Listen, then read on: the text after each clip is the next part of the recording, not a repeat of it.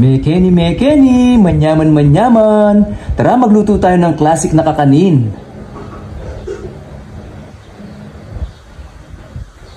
Good day mga ka-chefi! Today's recipe, magluluto tayo ng sapin-sapin roll. Heto ang mga sangkap na ating gagamitin. Okay, squeeze muna natin yung ating grated na coconut. Strain na natin yung ating gata.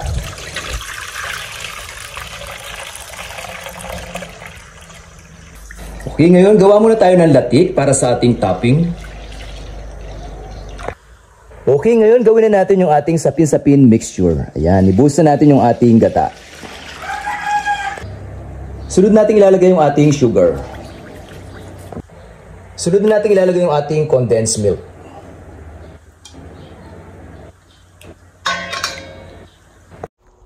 Banlawan lang yung lata ng condensed milk. Ayan, 3/4 ng ating syrup. Ayan. Ilagay na natin yung salt, pambalanse sa tamis ng ating sapin-sapin. Ilagay na rin natin yung ating powdered milk. Whisk muna natin.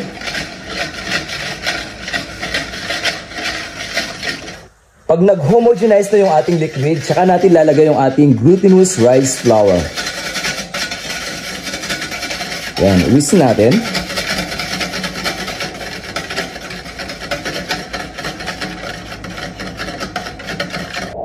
Lutuin natin yung ating latik in a low-medium heat. Ayan, scrape lang natin yung gilid para hindi masunog yung ating latik. Pag naluto na yung ating latik o yung ating coconut curd, ayan, lagyan natin ng oil yung ating pan. I-brush lang natin. Okay, ngayon lagyan na natin yung ating sapin-sapin mixture sa ating pan.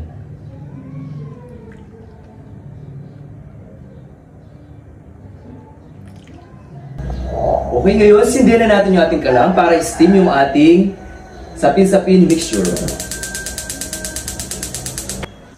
Pagkulo ng ating steam, ayan, yung ating steamer, tsaka natin sasalang yung ating sapin-sapin mixture.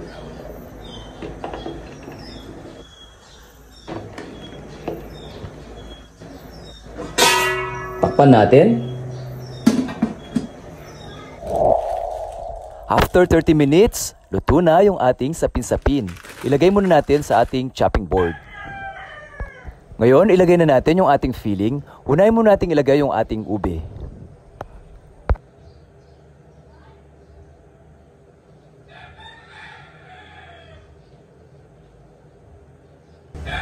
Okay, sunod natin lalagay yung ating langka.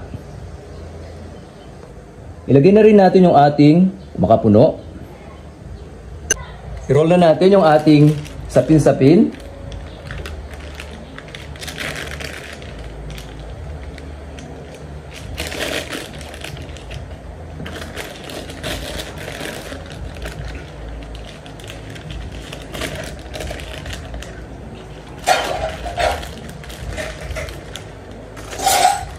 Yan, lagay natin muna dito. Ngayon, slice na natin yung ating sapin-sapin roll. Tanggalin lang natin yung pinaka-edge ng ating sapin-sapin.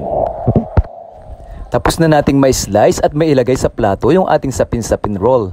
Ngayon, ilalagay na natin yung ating topping na latik or coconut curd. Tapos na po tayo magluto ng ating recipe for today. Yun ay ang sapin-sapin roll. Thank you for watching!